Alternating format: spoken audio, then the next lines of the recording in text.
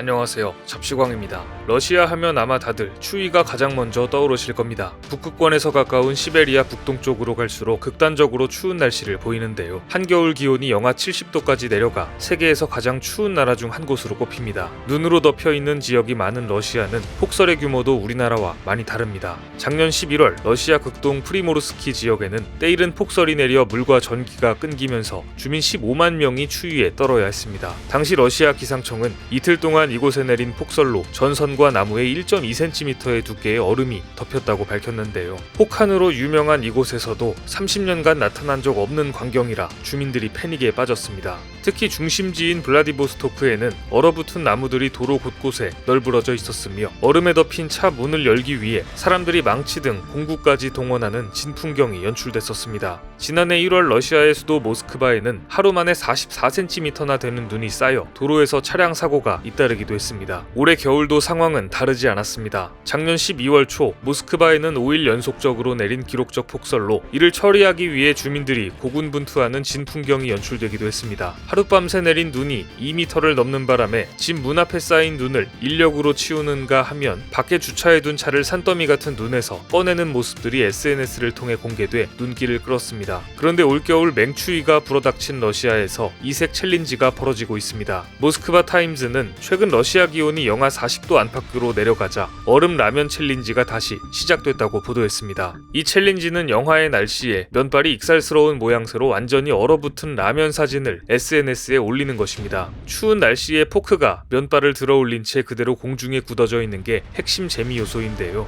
SNS에선 라면 면발이 공중에 떠있는 얼음 라면 사진에 좋아요가 수백 개에서 수천 개까지 눌리고 있습니다. 얼음 라면 챌린지의 기원은 2018년 남극으로 거슬러 올라갑니다. 남극의 한 연구기지 프랑스, 이탈리아 연구진은 영하 60도 날씨에 얼어붙은 파스타 면발을 SNS에 올렸고 큰 인기를 끌었었습니다. 이 놀이는 맹추위를 찾기 위해 멀리까지 나갈 필요가 없는 러시아인들에게 빠르게 전파됐습니다. 대신 러시아인들은 파스타가 아니라 평소에 즐겨 먹는 라면을 활용했습니다. 그런데 자세히 보시면 얼음 라면 챌린지에 사용되는 라면이 낯설지 않은 느낌이 드는데요. 이 챌린지에서는 대부분 한국 라면이 사용되고 있다고 합니다. 모스크바 타임즈가 코로나로 많은 새해 전통이 바뀌고 있지만 한국 라면을 활용한 얼음 라면 챌린지는 올해까지 이어지고 있다고 평할 정도입니다. 러시아에서 한국의 라면, 도시락의 인기는 1990년대 초 부산항 보따리 상인에서 시작됐습니다. 사각 모양의 도시락은 러시아 선원들이 사용하던 휴대용 수프 용기와 비슷해 러시아인들의 마음을 사로잡았습니다. 도시락의 인기는 곧 러시아 전역으로 퍼졌는데요. 덜컹거리는 시베리아 횡단철도를 탈 때도 국물이 흐르지 않아 여행 중 별미가 됐습니다. 팔도는 인기를 직감하고 1997년 러시아 현지 사무소를 열고 본격적인 판매망을 구축했습니다. 이후 러시아 매출액은 매년 10% 이상 증가했습니다. 2018년 처음으로 연매출 100억 루블, 우리 돈으로 2천억 원을 돌파했습니다. 러시아 시장 내 누계 판매량은 45억 개로 국내 판매량보다 7배나 많습니다. 현재 도시락은 러시아에서 용기면 시장 점유율 60%나 차지하고 있습니다. 블라디보스토크 대형마트나 식료품점 어디를 가나 이런 인기를 직접 눈으로 확인할 수 있는데요. 소규모 식료품 매장에서도 도시락을 쉽게 접할 수 있을 정도로 현지에서는 국민식품으로 통합니다. 아이러니하게도 한국의 라면이 러시아 추위의 수혜를 입고 있는 것으로 보이는데요. 그런데 러시아의 추위를 해결하기 위해 또다시 한국이 나섰습니다. 한국 보일러 기업들이 러시아에서 한국 보일러의 위력을 선보이고 있는 것입니다. 한국무역통계진흥원에 따르면 지난해 한국이 러시아에 판매한 난방 보일러 수출액은 2억 2,200여만 달러로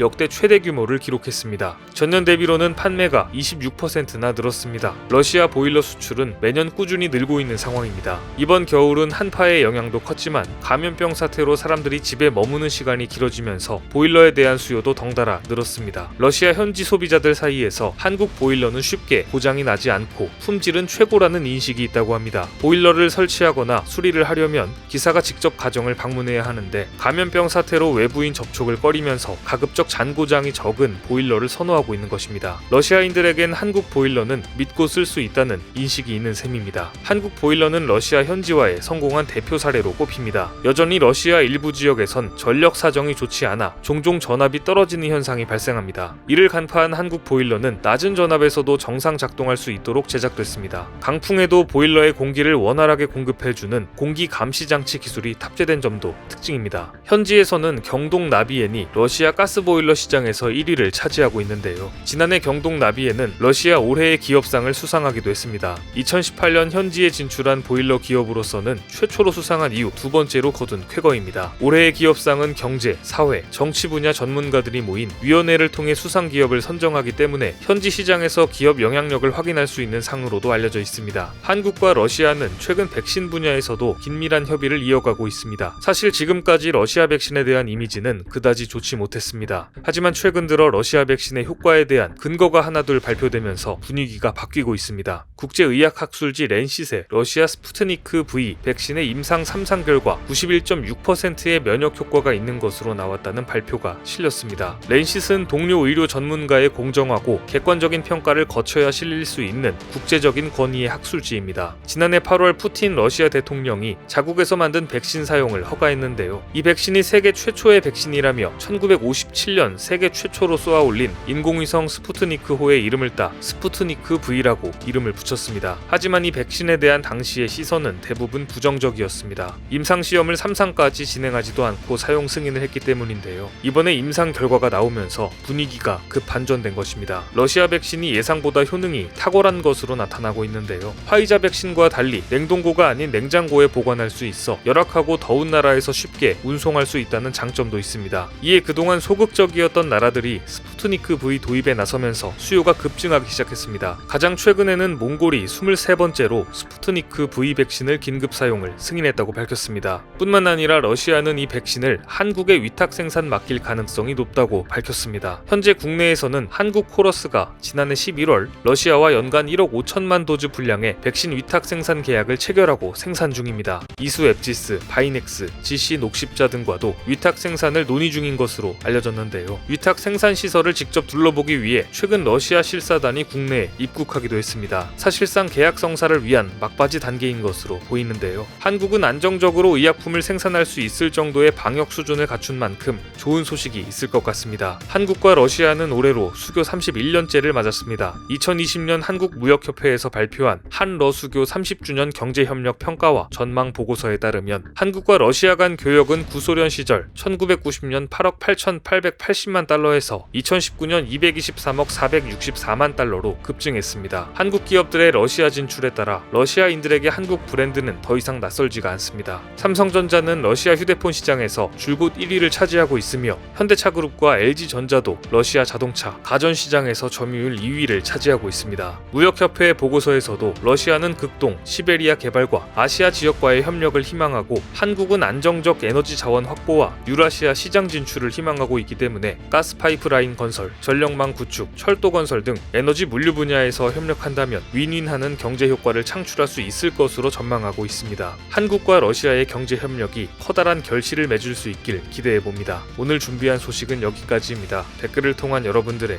많은 의견 기다리겠습니다. 많은 분들의 생각이 모였을 때 진정 가치 있는 지식이 완성될 것입니다. 시청해주셔서 감사합니다.